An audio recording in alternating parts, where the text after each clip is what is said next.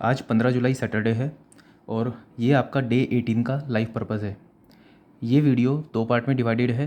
पहले पार्ट में आपको आपका आज का लाइफ पर्पस मिलेगा और दूसरे पार्ट में आप लोगों ने जो मुझसे क्वेरीज़ पूछी थी, लिमिटेड टाइम में जितनी क्वेरीज़ के मैं आंसर दे पाऊँगा उतने में देने की कोशिश करूँगा। तो शुरू करते हैं आज के लाइफ पर्पस से। हिस्ट्री में आपको जितना भी अब तक आपने पढ़ लिया है वो सब रिवीजन करना है। साथ में जो भी आपने चीज़ें पढ़ी हैं, मोस्टली आपने मॉडर्न हिस्ट्री की चीज़ें पढ़ी हैं। मॉडर्न हिस्ट्री की चीज़ें पढ़ने के बाद ब्लैक बुक का लिंक मैं डिस्क्रिप्शन बॉक्स में डाल दूँगा। आप वहाँ से मॉडर्न हिस्ट्री के जितने भी चैप्टर्स हैं सबका टेस्ट देंगे। टेस्ट क्या, आप इसको चेक कर सकते हो बस कि आपको कितना याद है चीज़ें और कितना आप पढ़ चुके हो। ब्लैक बुक में डायरेक्टली चैप्टर वाइज आपको सभी क्वेश्चंस मिल जाएंगे जो पिछली बार एसएससी, सीजीएल, सीएचएसएल वगैरह में पूछे गए हैं। तो आप डायरेक्टली अपनी नॉलेज को टेस्ट करोगे, वहाँ पे क्वेश्चंस रीड करोगे और देखोगे कि आपने जो पढ़ा है उससे आप चीज़ों के आंसर दे पा रहे हो क्या। अगर आप आंसर नहीं दे पा रहे हो तो जो जो क्वेश्चन के आंसर ना दे पाओ तो उनको अपने नोट्स में ऐड कर लेना। पहला काम आपका हिस्ट्री का रहेगा, इसमें आपको रिवीजन ही करना है। ज्योग्राफी में आपको थर्मल पावर प्लांट्स और न्यूक्लियर पावर प्लांट्स पढ़ने हैं इंडिया के इम्पोर्टेंट, और वाटर ट्रांसपोर्ट सिस्टम और sea ports, different sea ports of India, ये आपको पढ़ना है। ये आपको पेज नंबर 60, 61, 62 और 63 पे मिल जाएगा। ये सभी नोट्स और बुक्स मैंने अपलोड कर दी है डिस्क्रिप्शन सेक्शन में। और दूसरा पिंड कमेंट में, पिंड कमेंट मतलब सबसे पहला कमेंट जो आपको दिखेगा इस चैनल का, वहाँ पर आपको ये सब नोट्स मिल जाएंगे। पॉलिटी में आपको लोकसभा आप पढ़ चुके थे आधा, आज लोकसभा का आगे वाला पार्ट आप पढ़ोगे। ये पेज नंबर 51 पे आपको मिल जाएगा, 51, 52, 53। स्पेशल पावर्स ऑफ लोकसभा से स्टार्ट करना है आपको। बिल से पहले पहले तक का सब कुछ पढ़ लेना है। डायरेक्टली लोकसभा में पूरा पढ़ने के लिए इसलिए नहीं दिया आपको क्योंकि लोकसभा पढ़ने पढ़ने में ही आपको करीब 10 पेज करने पड़ते हैं और मैं आपको टास्क इस हिसाब से दे रहा हूँ ताकि चीज़ें बैलेंस रहे। ऐसा ना हो कि नॉन टेक्निकल टेक्निकल पे हावी हो जाए। नॉन टेक्निकल बहुत कम पढ़ना है, टेक्निकल ज़्यादा पढ़ना है, इसलिए कम ही काम दे रहा हूँ मैं। और इसीलिए मैं आपको टॉपिक्स नहीं दे रहा हूँ, इसलिए मैं आपको पेजेस दे रहा हूँ। तो जिन बच्चों की शिकायत यह है कि मैं टॉपिक्स दे दूँ, तो आप अपने आप से मैनेज कर लो प्लीज़। मैं आपको पेज नंबर दूंगा। मेरा पर्पज़ ये है कि आपको ये जो हिस्ट्री, ज्योग्राफी, पॉलिटी के जो बेसिक नोट्स हैं वो कंप्लीट करा दूँ। तो इस पर्पज़ को मुझे पूरा करना है और उस हिसाब से मैं ऐसे ही चल पाऊँगा। काइंडली आप कोऑपरेट करो इसके साथ, ये जो सब बच्चे कर रहे हैं उसके साथ। रीजनिंग में आपको एनालॉजी के क्वेश्चन, सीरीज़ के क्वेश्चन और ओड वन आउट टाइप के क्वेश्चन प्रैक्टिस करने हैं। ये आपको पिनेकल की बुक से कर सकते हो, आप टेक्स्ट बुक से कर सकते हो, या फिर आपके पास कोई भी टेस्ट सीरीज़ हो उससे आप प्रैक्टिस कर सकते हो। एप्टीट्यूड, अगर आप डीडीए जेई की भी तैयारी कर रहे हो तो आज आप profit loss, average and geometry के क्वेश्चन करोगे। ज्योमेट्री में आ जाएगा कि जैसे कौन है उसका सरफेस एरिया, सिलेंडर का सरफेस एरिया, इस टाइप के क्वेश्चन जो होंगे वो आपकी ज्योमेट्री वाले में आ जाएंगे, क्वेश्चंस में आ जाएंगे। ये तो आपका नॉन टेक्निकल पार्ट हो गया। टेक्निकल में आज आपको क्या करना है, आरसीसी की मैं रीडिंग करने के लिए आपको काफ़ी बार दे चुका हूँ। जो नोट्स हैं प्रिंटेबल नोट्स जसपाल सर के, वो मैंने अपलोड कर दिए हैं। आप अपने नोट से भी पढ़ सकते हो, लेकिन जो मैं काम दे रहा हूँ वो अपने नोट से दे रहा हूँ जो मैंने आपको पढ़ने के लिए बोले हैं, और वो बेस्ट नोट्स हैं। तो अब तक आप पढ़ चुके हो। आपने एजम्पशन तक पढ़ लिया था, आपने ये पढ़ लिया था जो स्ट्रेन डायग्राम होता है वो ये होता है 0.0035 यहाँ पे होता है नीचे। जो स्टील वाले में होता है 0.87 FY अपॉन ES प्लस 0.002, इससे ज़्यादा होनी चाहिए स्ट्रेन। ये आपने एजम्पशंस देख ली थी कि जो लीनियर स्ट्रेन किस वजह से होती है, ठीक है, कि बेंडिंग से पहले और बाद में प्लेन रहता है सेक्शन, उसकी वजह से लीनियर स्ट्रेन होती है। और आपने ये भी पढ़ लिया था कि जो आपके पास स्ट्रेस का डायग्राम होता है, पहले रेक्टेंगल फिर पैराबोलिक होता है। यहाँ पे जो फोर्स लगती है ये 0.45 FCK होता है। यहाँ पे जो फोर्स लगती है वो 0.36 FCK BXU होता है। ठीक है, ये सब चीज़ें आपने पढ़ी होंगी। 0.36 FCK मान लो फोर्स हो गई, BXU ये एरिया हो गया, तो फोर्स स्ट्रेस इनटू एरिया, ये आ गया फोर्स आपके पास। और यहाँ पे जो टेंशन में जो फोर्स होती है वो होती है 0.87 FYAST।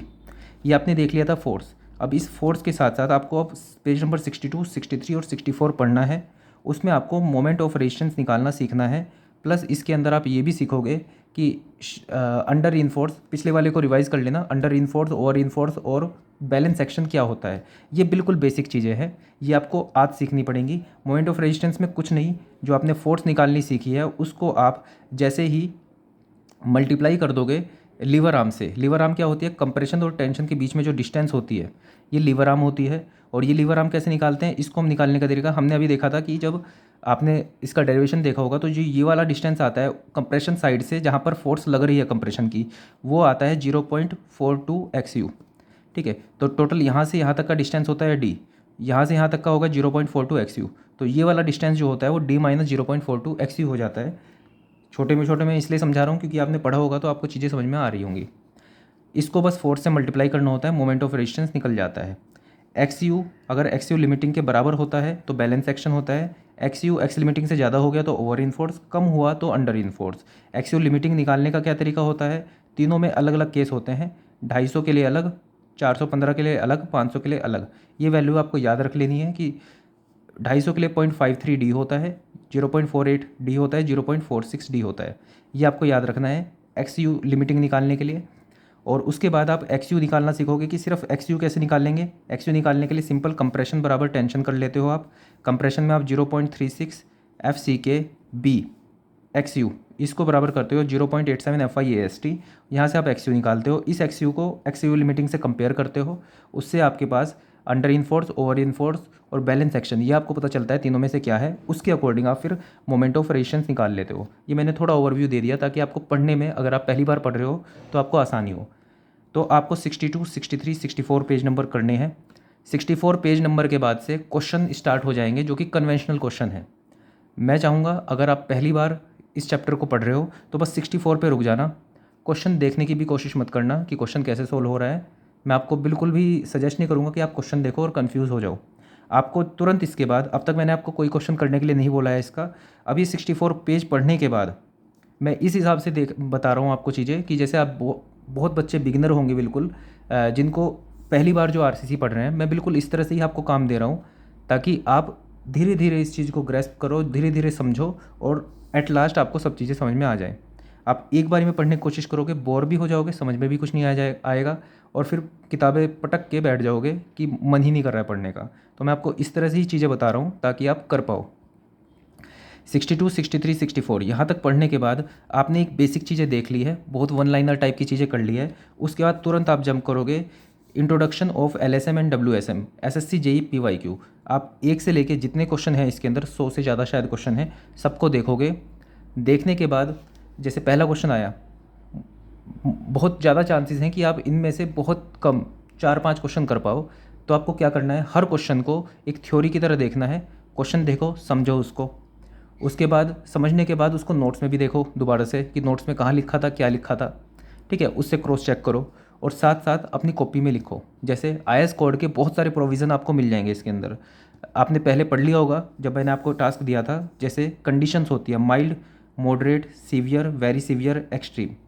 माइल्ड कंडीशन तब होती है जब आपका सिंपल, आप घर के अंदर वाला आपका फेज़ है, कोई कोस्टल एरिया नहीं है, नॉर्मल कंडीशन है। मॉडरेट कंडीशन कब होती है, मतलब ये आपको सब, मैं एक एग्जांपल दे रहा हूँ आपको। मॉडरेट कंडीशन कब होती है कि जब पानी जो है, सॉरी, जो आपका कंस्ट्रक्शन है वो बाहर की साइड है, या फिर जो आपके पास जो स्ट्रक्चरल मेंबर है वो पानी के अंदर डूबा हुआ है, तो ये मॉडरेट कंडीशन। अगर स्प्रेइंग ऑफ वाटर हो रही है, ठीक है, पानी जो आपका स्ट्रक्चर है वो पानी से इंट्रोड्यूस हो रहा है और फिर मतलब वेट हो रहा है, फिर ड्राई हो रहा है, तो ये सीवियर कंडीशन आ जाएगी। और यही सीवियर कंडीशन, अगर ये नॉर्मल पानी है तो ये सीवियर कंडीशन है। अगर आपका स्ट्रक्चर सी वाटर के अंदर है, ठीक है, या हल्का सा भी एक्सपोज हो रहा है, तो ये सीवियर कंडीशन में चला जाएगा। अगर सी वाटर के साथ एक्सपोज हो रहा है, पानी मतलब पानी से एक्सपोज हो रहा है, सी वाटर के पानी से एक्सपोज हो रहा है, सॉरी, जो आपका स्ट्रक्चर है उसके ऊपर सी वाटर आ रहा है, स्प्रेइंग हो रही है, फिर ड्राई हो रहा है, तो ये आपका वेरी सीवियर में चला जाएगा। एक्सट्रीम कंडीशन में टाइडल कंडीशन आ जाएंगे, या फिर बहुत खतरनाक केमिकल से वो इंट्रोड्यूस हो रहा है आपका स्ट्रक्चर, तो ये हो जाएगा। अब इन सब के लिए हमारे पास जो कंक्रीट का ग्रेड हम यूज़ करते हैं 20, 25, 30, 35, 40, इस तरह से हम ग्रेड्स अलग अलग यूज़ करते हैं। ठीक है, ये देखना है आपको। अब इसके साथ साथ मैं आपको एग्जांपल दे रहा हूँ चीज़ों का। जैसे आप ये देखोगे तो आपके पास इसके लिए भी दो अलग चार्ट होते हैं। अगर RCC का स्ट्रक्चर है आपका तो अलग चार्ट होगा, अगर जो PCC है अलग चार्ट होगा। इसके अंदर भी आपके पास M20, M25, M30, M35, M40, इसके लिए वाटर सीमेंट रेशो, ठीक है, सीमेंट कंटेंट, ये देखोगे आप 300, 300, 320, 340, 360, ठीक है। और यहाँ पे भी आपके पास वाटर कंटेंट के वो अलग अलग होंगे, 0.4, 0.45, 0.45, 0.5, 0.55 इस तरह से। ऐसे ही आरसीसी में होगा, ऐसे ही पीसीसी में। हर एक चीज़ इंपॉर्टेंट है। क्वेश्चन भले ही एक पर्टिकुलर चीज़ पे आया हो, लेकिन आपको पूरी टेबल याद करनी है आपको। माई पॉइंट इज़ दैट कि जितने भी क्वेश्चंस हों उनको अपने नोट्स की तरह लेना और उनको नोट डाउन करना। आज का काम आपका ये रहेगा। आरसीसी में आपका काम ये है। स्टील में इस तरह से ही मैंने पढ़ने के लिए दी थी आपको चीज़ें।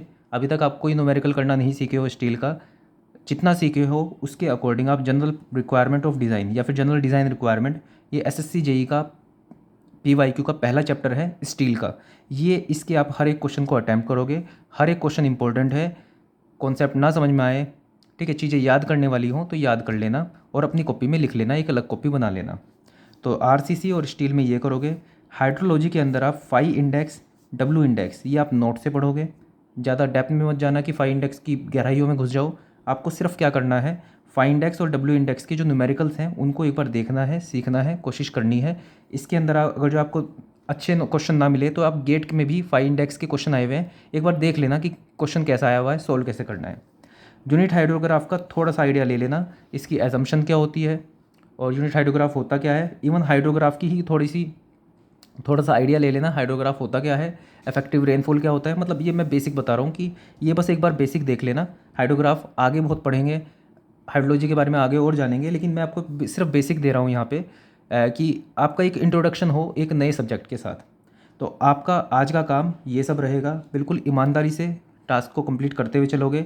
लाइफ पर्पस की तरह इसको मानोगे कि आपको जिस टाइम पे टास्क मिला, अगले शाम 12 बजे तक आपको ये कंप्लीट करना है। आपको ये नहीं सोचना है कि आपके एसएससी जेईई में कितना दुनिया भर का सिलेबस है, बिल्कुल नहीं सोचना है। आपको सिर्फ ये सोचना है कि आज आपको टास्क मिला है, शाम को आज टास्क कंप्लीट करना है और उसके बाद आपको पेपर देना है। आपके पेपर में सिर्फ इतना ही सिलेबस आएगा, आपको सिर्फ इतना करना है। अगर आपने इतना सिलेबस कर लिया तो आपका सिलेक्शन हो जाएगा। इस मानसिकता के साथ आपको आगे चलना है, हर दिन का टास्क कंप्लीट करना है। तो ये आपका आज का टास्क रहेगा। थोड़ा मैंने एलेबोरेट इसलिए किया क्योंकि नया टॉपिक है। अगर आपको नहीं पता होगा तो थोड़ा इससे आइडिया मिल जाएगा, तो आप बेहतर समझ पाओगे चीज़ों को। तो अब क्वेरीज ले लेते हैं आपकी जो भी होंगी। अभी जब मैं वीडियो शूट कर रहा हूँ तो अभी कमेंट्स में देख रहा हूँ तो कुछ बच्चों ने लिखा है कि किस टाइम तक डे 18 का अपलोड होगा। ये जो आपका काम है ये आपका 15 जुलाई का काम है। अभी मैं आपको एक दिन पहले वीडियो बना के दे रहा हूँ, ठीक है। तो थोड़ा पेशेंस रखो इस चीज़ में। ये आपका कल का टास्क है जिसको मैं कल से 3-4 घंटे पहले ही अपलोड कर रहा हूँ, ठीक है। तो 12 बजे तक का वेट किया करो। वैसे काफ़ी काम मुझे रहते हैं, टाइम निकल जाता है। टाइम निकाल कर ही मैं अपने पर्सनल टाइम से ये सब चीज़ें करता हूँ। तो थोड़ा सा पेशेंस रखो, मैं बना दूंगा डेली वीडियो। मुझे पता है ये मेरी एक जिम्मेदारी है कि आप लोगों को संभालने की, आप लोगों की रिस्पॉन्सिबिलिटी मैंने ली है, तो मैं उसको बहुत अच्छी तरह से ही निभाऊंगा। तो थोड़ा सा पेशेंस रखो आप लोग, ठीक है। नीतीश कुमार बोलते हैं कि सिर्फ मैं डीजीपी 2 में, मतलब जो आपको टास्क देता हूँ जनरल अवेयरनेस के 2 ही सब्जेक्ट दूँ। तो ठीक है, आपने जब दिया था उससे पहले ही मैंने आपकी रिक्वेस्ट को कंसीडर कर लिया। मैं 2 ही काम देता हूँ आपको और एक रिवाइज़ करने के लिए मैं देता हूँ। मैं यही चीज़ समझ रहा हूँ इस टाइम पे कि टेक्निकल सबसे ज़्यादा इंपॉर्टेंट है आप लोगों के लिए। जीएस का पार्ट आपको थोड़ा कम रखना है, टेक्निकल को ज़्यादा रखना है। टेक्निकल कवर कर लिया तो ये भी कवर कर लोगे बड़े आराम से, ठीक है। एक क्वेश्चन ये है कि न्यूमेरिकल, माही सोनकर बोलते हैं न्यूमेरिकल करते टाइम न्यूमेरिकल सोल्व ना हो तो डायरेक्ट सॉल्यूशन देख लेना चाहिए, ठीक है। मतलब न्यूमेरिकल सोल्व कैसे करना चाहिए उसकी आप अप्रोच पूछना चाहते हो। तो मैं आपके इस क्वेश्चन का जवाब एक एग्जांपल से देता हूँ। जैसे मैंने आपको आज आरसीसी का काम दिया, उसमें आपको पहला चैप्टर करना है एलएसएम एंड डब्ल्यूएसएम का। काफ़ी सारी चीज़ें फैक्चुअल होंगी, लेकिन काफ़ी सारे न्यूमेरिकल भी आपको करने पड़ेंगे सोल्व। तो अगर आपने जस्ट अभी कॉन्सेप्ट को तैयार किया है, अभी आपने कॉन्सेप्ट पढ़ा है, एक केस ये होगा। दूसरा एस्पेक्ट ये होगा कि आपने बहुत बार कॉन्सेप्ट को कर रखा है। दोनों में ही अलग अप्रोच होगी।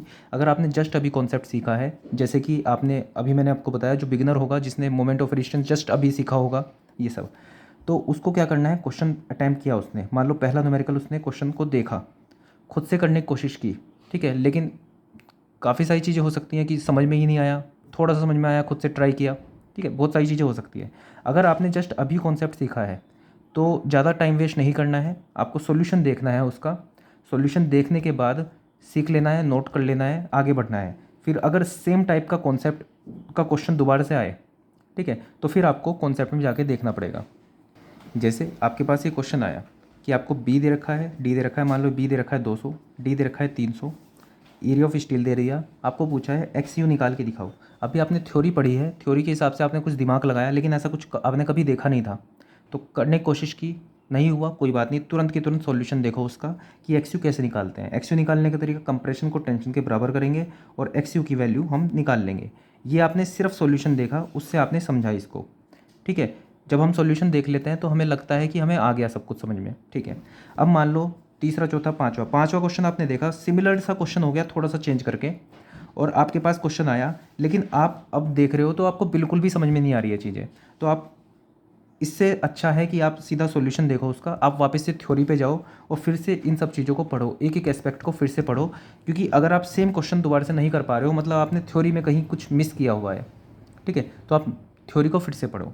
दूसरा क्या है, जो बहुत बार कॉन्सेप्ट को पढ़ चुके हैं तो उनको बार बार थ्योरी में जाने की ज़रूरत नहीं है, आप सॉल्यूशन देखो, सॉल्यूशन देख के ही आपको चीज़ें समझ में आ जाएंगी। और ओवरऑल आपको मैं चीज़ें बताऊं तो ये है कि आपको दुनिया भर के बहुत क्वेश्चन सोल्व करने हैं।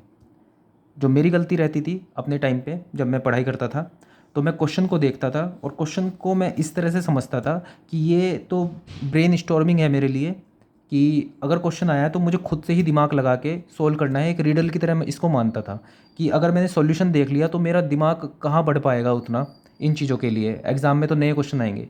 लेकिन उसका नुकसान ये होता था कि काफ़ी आधे से ज़्यादा दिन निकाल देता था मैं एक दो चीज़ों पे ही, ठीक है। वो चीज़ आपको नहीं करनी है, क्योंकि वहाँ पे ब्रेन स्टॉर्मिंग टाइप की कोई चीज़ नहीं होगी कि आप कुछ नए तरह का क्वेश्चन बहुत अच्छी तरह सोल्व कर दो, सब क्वेश्चंस के सेम मार्क्स होंगे और लगभग चीज़ें ऐसी होंगी जो आपने पहले से पढ़ी हुई हैं वही आपको करनी होंगी। कुछ क्वेश्चन जो नई टाइप के होंगे, अगर आप वो छोड़ भी दोगे तो उसका आपकी रैंक पे ज़्यादा कोई असर नहीं पड़ने वाला है। तो आपकी अप्रोच ये होनी चाहिए कि आपको ज़्यादा से ज़्यादा टाइप के क्वेश्चन आपने देखे हुए होने चाहिए। अगर आपने ज़्यादा से ज़्यादा टाइप के क्वेश्चन देखे हुए हैं तो ब्रेन स्टॉर्मिंग, मतलब कुछ नया सोच के out of the box question आपको दिक्कत नहीं करेगा, ठीक है। तो एक चीज़ निकल गई कि आपने ज़्यादा से ज़्यादा टाइप के क्वेश्चन देखे हुए हैं, तो आपको ये नहीं सोचना इसके अंदर क्या करना है। दूसरे नंबर पे चीज़ें रहेगी कि आपको पता तो है क्या करना है, लेकिन आप सोल्व ही नहीं कर पा रहे। आपको पता है कि इस क्वेश्चन में कंप्रेशन बराबर टेंशन करना है, लेकिन आपको पता ही नहीं कंप्रेशन क्या होता है। कंप्रेशन को 0.36 एफ के BXU लिखते हैं या BD लिखते हैं, क्या लिखते हैं आपको पता ही नहीं है। तो उस केस में आपको थ्योरी पे जाना पड़ेगा, सॉल्यूशन भी समझ सकते हो उसका, कोई दिक्कत नहीं है। तो फिर से मैं रिपीट कर देता हूँ, आपको ज़्यादा से ज़्यादा टाइप के क्वेश्चन देखने हैं। इस चीज़ में बिल्कुल नहीं लगना है आपको कि आप खुद से सॉल्व कर लो, क्वेश्चन देखो, उसका सॉल्यूशन देख लो साथ के साथ। अगर आप सॉल्यूशन देखने के बाद भी चीज़ें नहीं समझ पा रहे हो तो वापस से थ्योरी पे जाओ। एक तो ये हो गया, ये तो है न्यूमेरिकल की अप्रोच। एक रिवीजन की अप्रोच मैं आपको बता देता हूँ, अभी दिमाग में आया तो मेरे।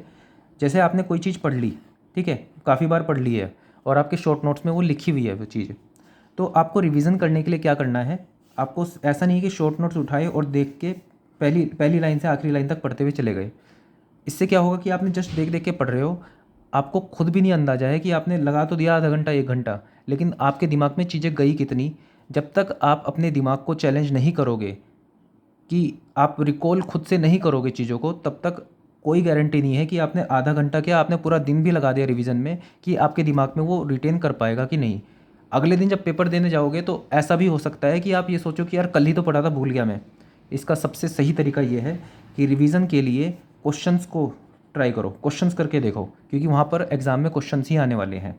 तो जैसे क्वेश्चंस के लिए, इसलिए मैं सबसे पहले बोलता हूँ आपको कि वाईसीटी सबसे ज़रूरी किताब है, क्योंकि वाईसीटी में इतने क्वेश्चन हैं, हर कॉन्सेप्ट के 10 तरह के क्वेश्चन उसके अंदर बनाए हुए हैं, सब आप कर सकते हो उसके अंदर, ठीक है। तो रिवीजन के लिए ये तो न्यूमेरिकल का हो गया।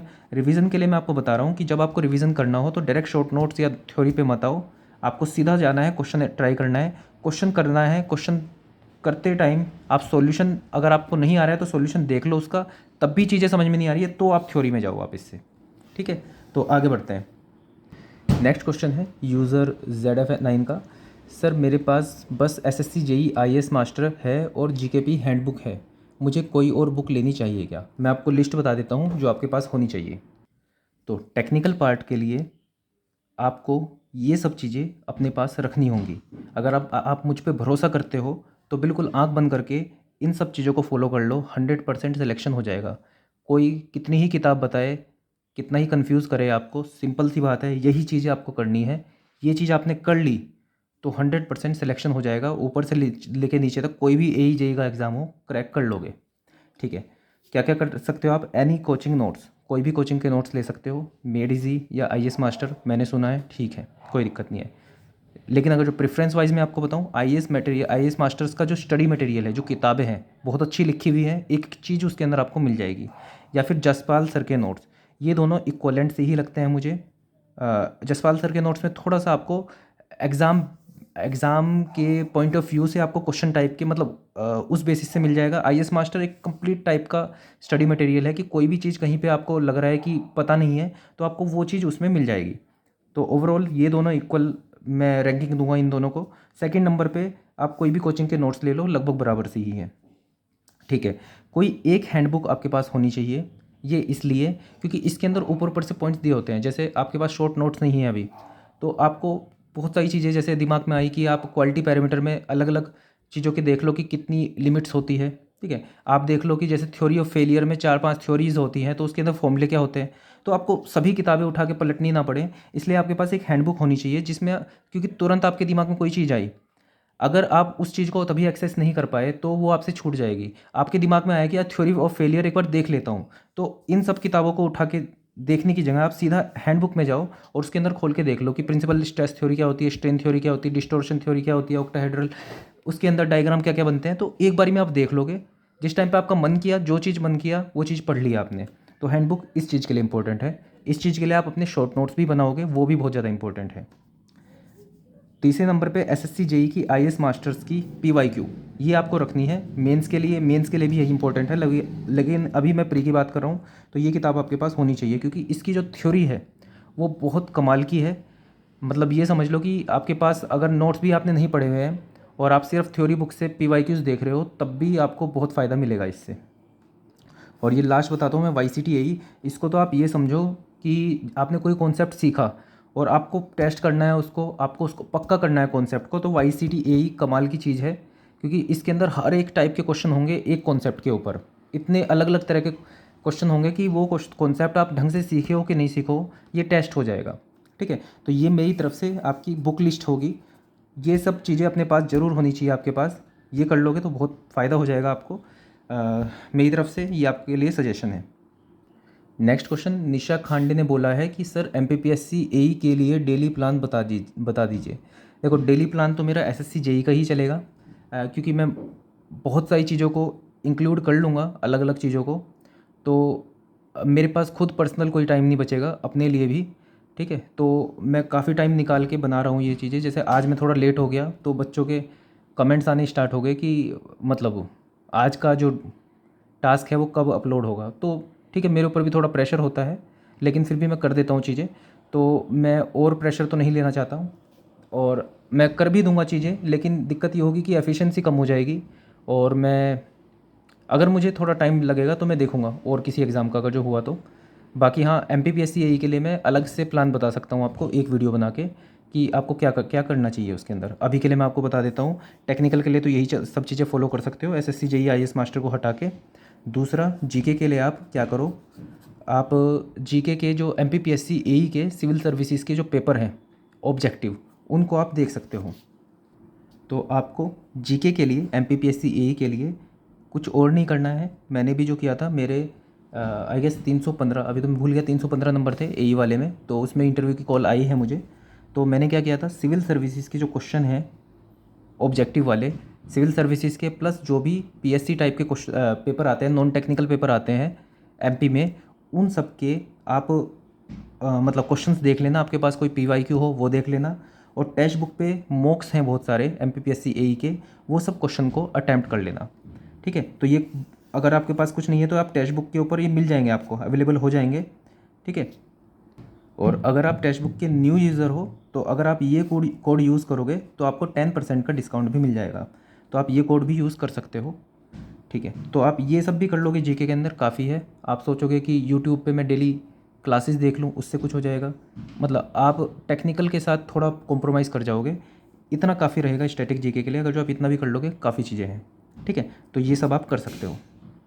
तो आज के लिए इतना ही, आज मैं इतनी ही क्वेरी ले पाया। कोई कोई क्वेश्चन काफ़ी लंबा लंबा एक्सप्लेन करना पड़ जाता है, इसलिए कम क्वेरीज़ में ले पा रहा हूँ। तो मैं इसके लिए ऐसा करता हूँ कि मैं अब तक 4 बार लाइव आ चुका हूँ। लाइव मतलब मैंने ग्रुप ओपन कर दिया था चैट के लिए, तो 4 बार मैंने अब तक आप लोगों से क्वेश्चंस, आपके डाउट्स लिए हैं, उनको सोल्व किया है और हर एक डाउट का मैं आंसर देता हूँ। कोई भी क्वेश्चन मैं स्किप करना मुझे अच्छा नहीं लगता।